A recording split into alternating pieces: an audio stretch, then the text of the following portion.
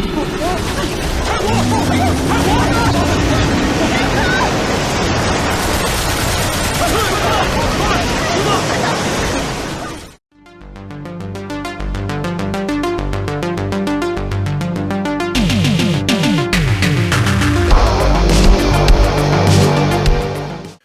are talking Megalodon Returns, also known as Sky-Eating Giant Shark, or at least that is the English translation of this 2024 Chinese giant shark movie.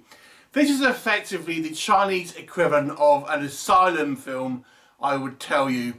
The story is there is this kind of marine research facility that's been doing experiments on sharks for reasons, and one of these experimental baby sharks actually manages to escape down a plug hole and then effectively grows into a huge megalodon within a few days, it seems, and is now commanding an army of other sharks.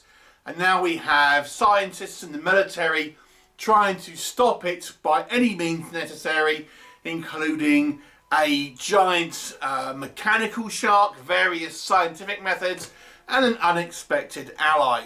What will happen? You'll have to watch the movie and find out. So let's talk about it. What works in this movie's favour?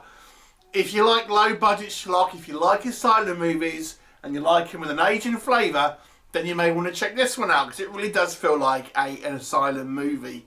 Actually, this has more CGI in it. The asylum movies tend to have lots of talking in rooms, and that does have, that does happen in this movie. But at least this movie does have a lot more CGI shark action than maybe your average asylum movie. So there's that. I will say there is some relatively nice kind of sets and things on this movie. I don't know the budget really, but it does seem that they've made a few kind of sets, and we have a large cast with lots of kind of extras being like workers and things like this. So I have to say it does have at least a little bit of seemingly production value in it, at least its physical attributes in regards to the kind of the filming. We have a bit of a nerdy protagonist in this one. It's the scientist guy. Normally they have kind of the dashing hero and everything in these sort of movies. It's very typical of that. But this one, then we actually have somewhat of a nerdy main character. And this movie actually takes inspiration from a lot of Western films. I think clearly the Meg Part 2, which is actually co-financed by China. There is some, I won't spoil it for you, but there are some elements that were in that movie that are in this one. Even the Avengers, the original Avengers movie. Remember that scene where we were introduced to Black Widow, where she's being held prisoner by a bunch of like Russians or something? Remember that scene for this film. That's all I'll say. So this movie does have lots of kind of action sequences. Like I said, there's a lot more CGI sequences in this movie than like your average asylum movie. So it does have these sequences interspersed pretty frequently. So you're always getting a kind of a good look at the shark. And like I've said, this movie does have a few kind of action set pieces that are kind of fun.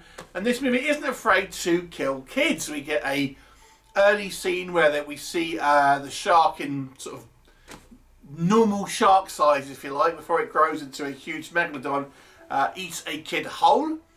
So, I mean, it's not a gory film, don't get me wrong. This kind of plays like a TV movie, like that sort of level of gore, if that makes sense. But nonetheless, there is a few people that get swallowed up, and the actual mech shark, I see the mech shark sequence is kind of fun, even though you're thinking, why would you bother making like a mech shark? Why not just a submarine? It's like Pacific Rim. Why wouldn't you just make a huge gun? Why would you need to make a giant robot? It's that kind of argument for it. But there you go. It's fun. It's kind of like a silly movie. What doesn't work in this movie, I mean, it really does feel like an asylum movie.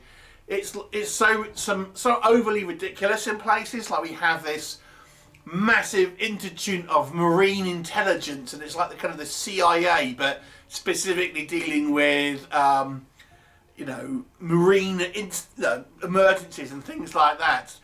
We have this baby shark, which is no bigger than a goldfish, and then literally the next day it's the size of like a regular great white, and it just happens to kill the family of the guy that accidentally released it. Very convenient. So yeah, it's just very silly. One of the things that I've often said about these kind of Chinese monster movies is the poor CGI. And it has been varied in movies, but this one's one of the worst. These kind of CGI battles and creatures, they look like cartoons. I'm not going to lie, they look like cartoons.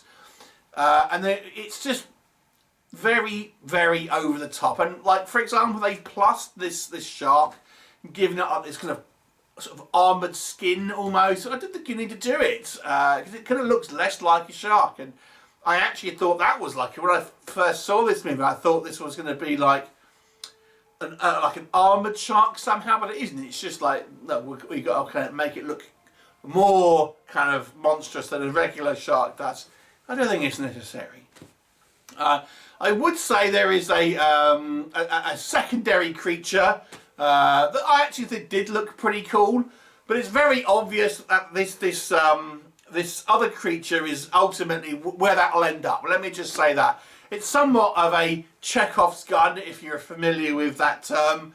It's introduced briefly earlier on in the movie, thinking, well, why would you introduce that if it isn't going to come to play in later on in the movie? And it's like, it's meant to be this big surprise, and it's like, oh, well, you know, we had that scene earlier on, and we haven't seen anything of it since, so obviously it was going to come back at some point. So it's just a silly movie. I have to say as well, it's so predictable.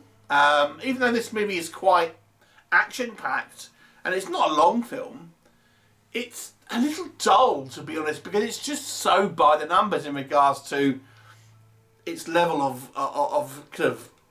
tone.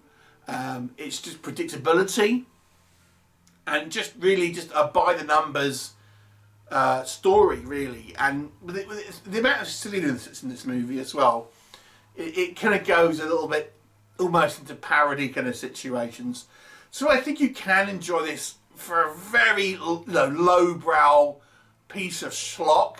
This is one of the more sillier movies I have seen from the Chinese movie monster factory, so to speak. Certainly not one of the most memorable. I'll give this one a 3 out of 10. It's just a little bit of a dumb film, to be honest, but maybe some entertainment for those who don't require much mental stimulus.